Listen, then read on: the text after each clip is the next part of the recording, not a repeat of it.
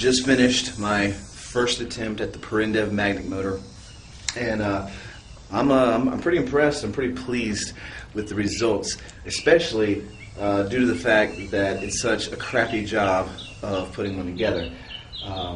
Made it out of plywood, nuts and bolts. I've got magnets that I've used.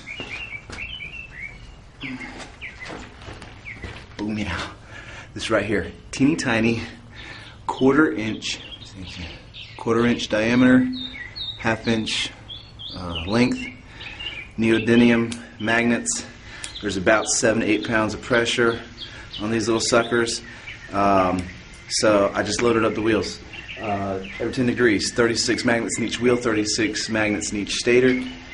And slap 3 of them together, offset them. I don't know what degrees I offset them. I just staggered them so that they were staggered evenly. And it kind of works.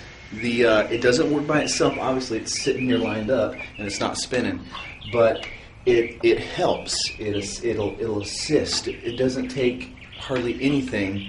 Once it's moving like this, it doesn't take hardly any pressure to keep it spinning. Now, well, what good is this? Obviously, I don't know. It's not gonna create energy and power by itself if it won't spin by itself. But I don't need it to spin by itself. I just need it to assist, let's say, a smaller motor that can then, therefore, turn a larger generator head.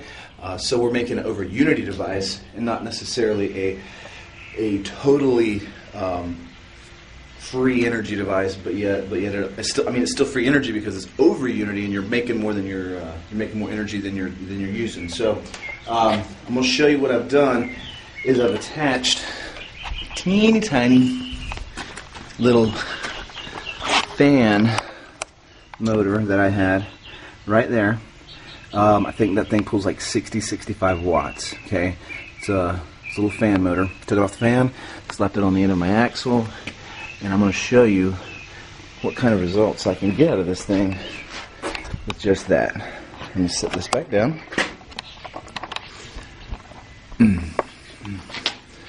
There we go. We good. Can you see that? Zoom in a little bit. Alright, hang tight. Plug it in.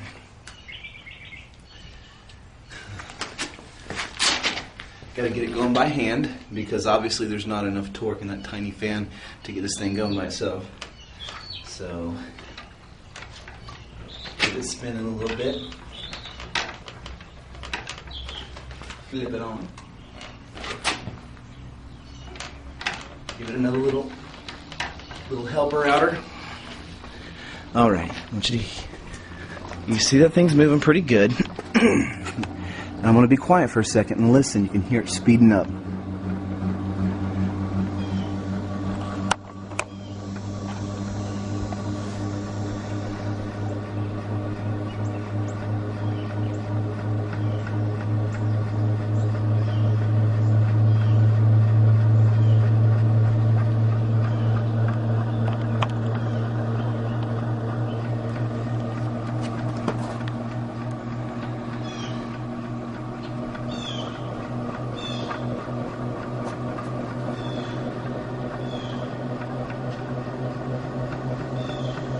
So you can see a little bit of the wobble in the wheels.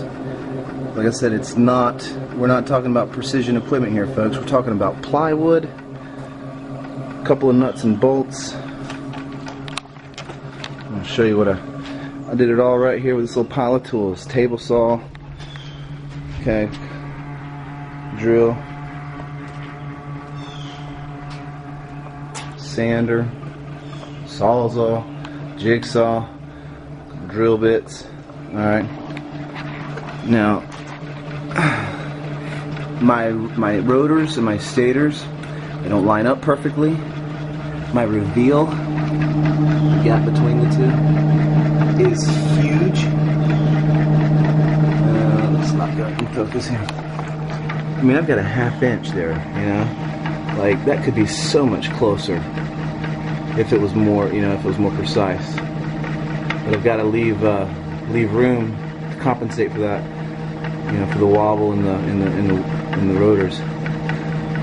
But so many more things that I learned along the way that I'm going to change on the next one. That's going to allow me to get this much more precise and accurate, and get more efficiency out of it. But you see that little tiny fan motor has this setup moving. Now, I was trying to count the best I could.